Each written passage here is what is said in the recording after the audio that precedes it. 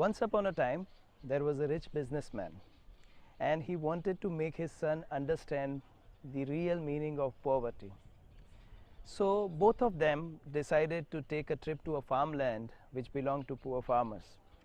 So after completing the trip, both of them sat on the mountain top and started discussing.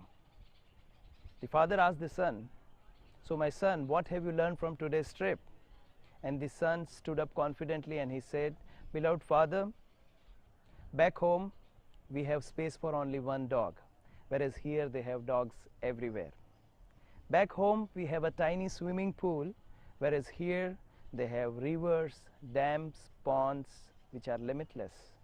Back home our house is having a fence, whereas here they have farms everywhere." So he concluded with a smile on his face and he said to his father, "Father, today I have realized that how poor we are." So this story tells us that our richness is not measured by how much we have, but our richness is measured by how much we make use of what we have. Before the trip, the son believed that since they had money, they were rich. But later on he realized that they were living a poor life because it was having limits, whereas the farmer lived more vibrant life because they made use of every single blessing which their life had to offer to them. I believe this life idea relates to the education system in universities as well. What do I mean by that? From the day a child enrolls in the university, from the day of his enrollment to the day of his graduation, he acquires knowledge, but this knowledge is only enough to pass the examination. And when this child faces the daily examinations which the life poses at him or her, he will definitely struggle. Now the question is, why would he struggle? And the answer to this question is very simple. Life offers us wide range of lessons from our surroundings.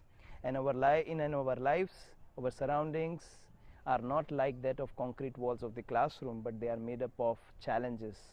They are made up of opportunities. They are made up of culture, moral, values and ethics.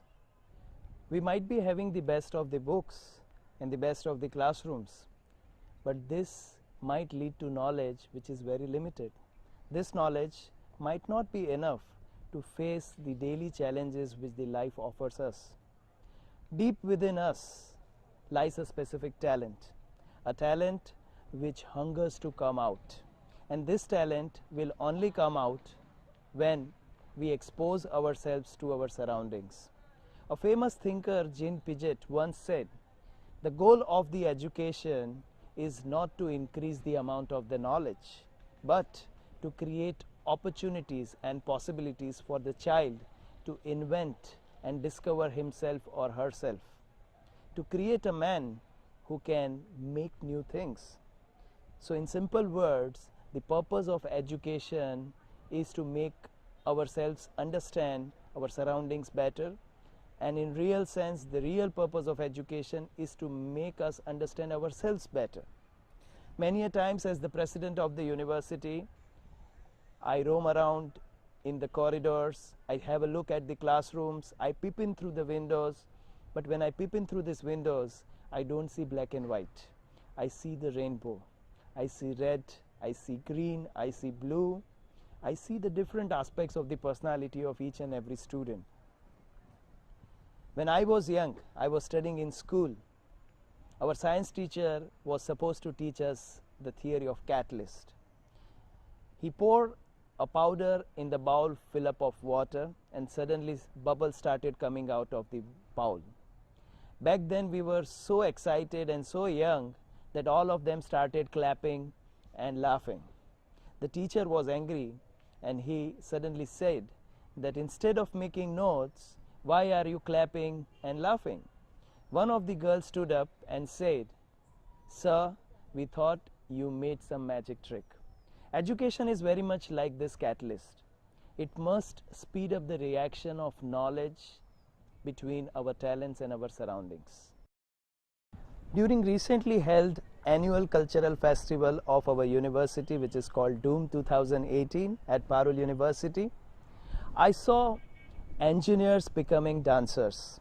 I saw medical students becoming fashion icons, and it was wonderful to see the pharmacists singing one of the most beautiful songs. This is the real purpose of education. It must make the student adapt to the different situations of life. And a week later, I was even more amazed to see our engineering students work on the problems of Indian Army during the annual technical festival called Projection 2018, and above all, trying to find out solutions to the problems faced by the Indian Army, and they presented these ideas in front of army officers. Now, this cannot be taught by any engineering textbook. This is something which you can learn when the education in the classroom makes you relate and understand with your society and your country. Once upon a time, there was a wedding of one of my friends. It was one of a very rich weddings, and there were many dishes on offer in the buffet during that wedding. So I was standing in a queue, and suddenly there was a man who was standing in front of me. He turned back and told me that, isn't it ironic that there is very small plate which is given to us to enjoy all these numerous dishes. In simple words, our classroom is very much like this tiny little plate which we are holding when we go through the buffet of education. We must not limit ourselves to little things. We must develop an inquiring attitude. We must learn from each and every incident which takes place during our student life.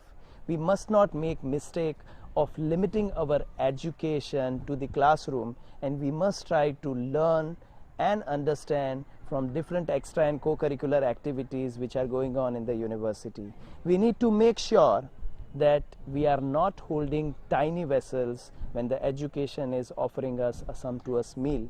We must learn to overcome challenges, and we must challenge our self-imposing attitude to achieve the highest level of success in life. Thank you very much.